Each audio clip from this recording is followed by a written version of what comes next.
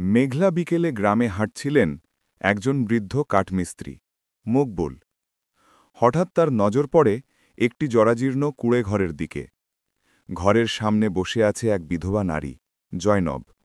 তার চোখে ভয়ে, দুঃখ আর অদ্ভুত এক নীরবতা। এই বাড়িতেই লুকোনো আছে এক রহস্য, যেটা জয়নব নিজেও জানে না। একদিন এমন কিছু ঘটবে যা উল্টে দেবে তার জীবনকেই। জয়নব প্রায় ১২ বছর ধরে বিধবা। স্বামী হোসেন ছিল খুবই সৎ মানুষ, কিন্তু হঠাৎ এক দুর্ঘটনায় মারা যায়। মৃত্যুর পর তিনি কোনো সম্পদ রেখে যাননি, শুধু রেখে গেছেন বাবার পুরনো জমির দলিল আর একটা পুরনো কাঠের ট্রাঙ্ক।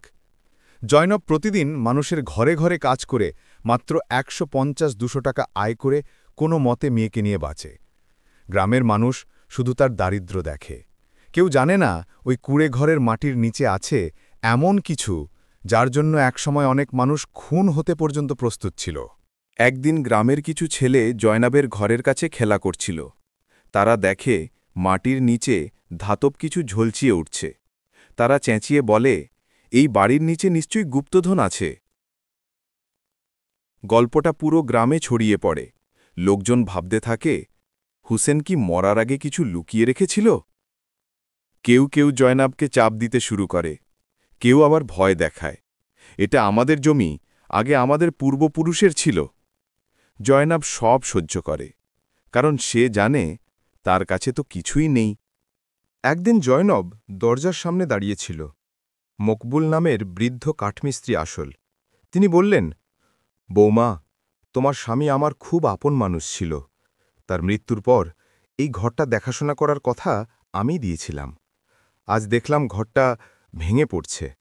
মেরামত করলে চলবে? জয়নব লজ্জা পেয়ে বলল, চাচা, আমার কাছে টাকা নেই। মকবুল বললেন, আমি টাকার জন্য আসিনি।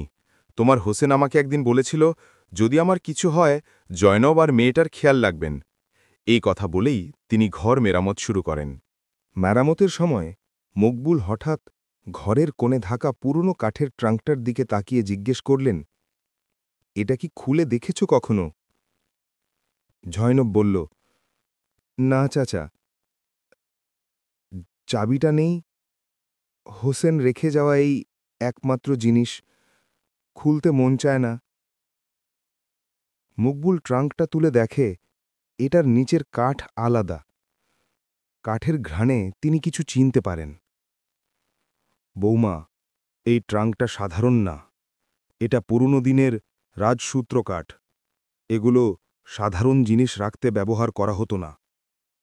জয়নব অবাক, তার স্বামী কখনো এসব বলেনি। সেই রাতেই কিছু অচেনা মানুষ জয়নবের ঘরের বাইরে ঘোরাঘুরি করে। মেয়েটা ভয় পেয়ে যায়। জয়নব দরজায় তালা লাগিয়ে সারা রাত দোয়া করতে থাকে। ভোরে উঠে দেখে কেউ ঘরের চারপাশে মাটি খুঁড়েছে।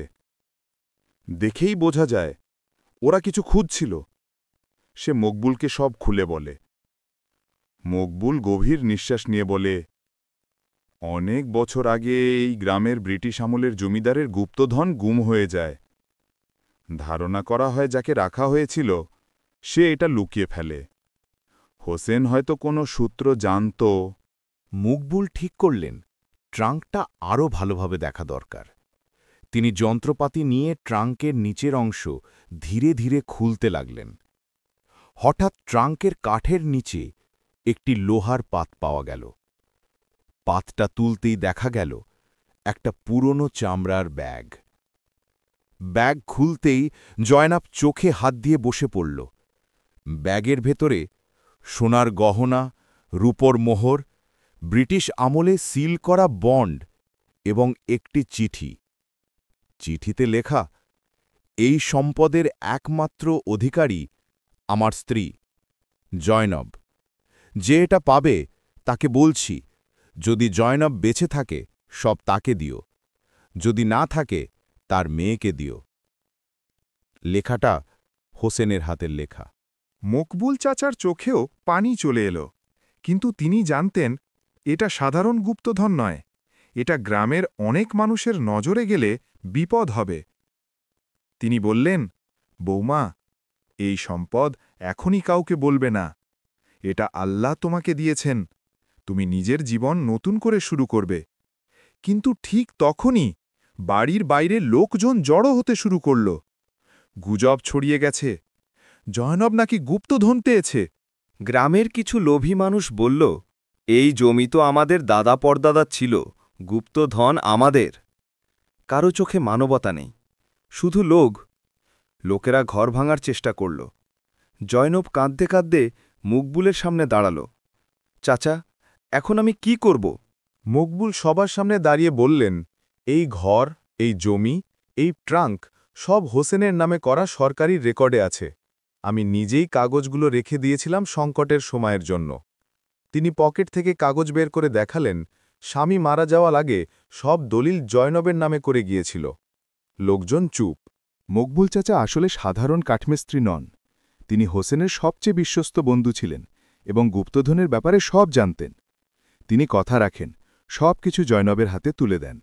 জয়নব সেই সম্পদ দিয়ে মেয়েকে স্কুলে ভর্তি করায়, নিজে একটা ছোট ব্যবসা শুরু করে, গ্রামের গরিব শিশুদের খাওয়ানোর ব্যবস্থা করে আর মকবুল চাচার চিকিৎসার খরচ নেয় নিজের দায়িত্বে।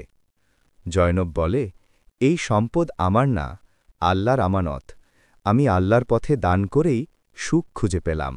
গল্পের মূল শিক্ষা: আল্লাহ কখনো কারো সত্যিকারের সৎ জীবনকে অপমান হতে দেন না।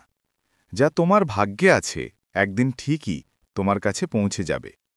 দুনিয়াতে লোভের আগুন মানুষকে অন্ধ করে দেয়, কিন্তু সত্য শেষ পর্যন্ত জিতেই যায়। দারিদ্র মানুষের পরীক্ষা, কিন্তু বিপদের মাঝে লুকিয়ে থাকে রহমত।